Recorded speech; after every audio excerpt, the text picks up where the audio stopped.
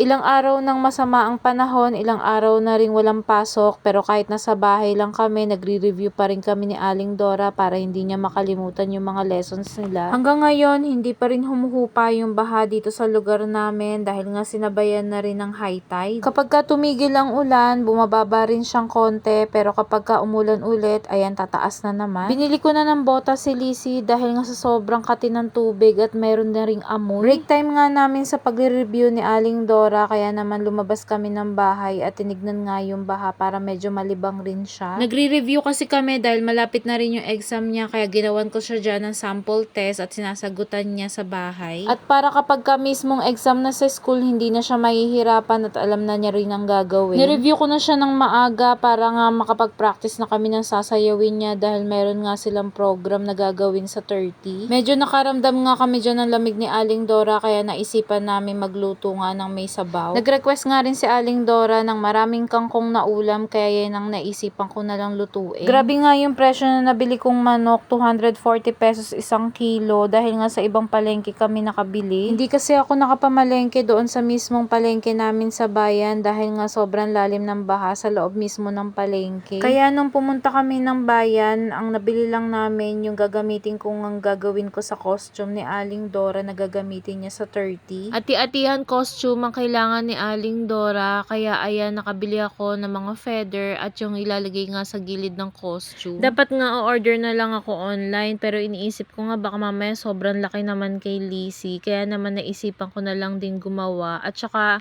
kapag ka umorder ako online, baka hindi rin ma-deliver sa sobrang sama ng panahon at malalim ang mga baha. At ayan nga, meron pa rin akong na-pending na mga trabaho dahil nga yung supplier namin sarado. At dahil hindi nga ma-deliver yung mga materyales na kakailanganin ko para makapagtrabaho, kaya naisipan ko na lang maglinis ng tindahan. Sobrang dami nga ng alikabok at maraming nga molds dahil nga pumapasok sa loob yung tubig ng mga nakaraang umuulan ng malakas. Hindi kasi ako nakakapag-open dahil syempre kailangan ko naman samahan si Lizzie sa school at pagdating nga sa bahay, kailangan naman namin mag-review. Pag uwi kasi namin galing sa school, wala na kami naaabutan sa palengke. Iniisip ko nga na makapag-open na nga rin next week at pagkatapos mag-i-stock na rin ako ng maraming beef sa ref. At para hindi na nga rin ako pabalik-balik sa palengke at syempre less konsumo na sa mga pamasahe dahil mahal rin ang pamasahe ng tricycle back and forth. Pero kung wala pa rin pasok si Aling Dora kinabukasan, iniisip ko nga na makapag-open mamaya dahil nakakainip nga ng walang ginagawa. Kaya lang iniisip ko naman paano ako pupunta ng palengke, napakalalim nga raw ng tubig doon. Napakahirap talaga maghanap buhay at napakahirap kumilos kapag ganito ang panahon, hanggang kailan kaya yung bagyo. Kaya alam ko na next time ang gagawin, kailangan ko na mag-stock ng maraming beef sa rep para kapag hindi ako makakapamalengke, meron nga akong lulutuin.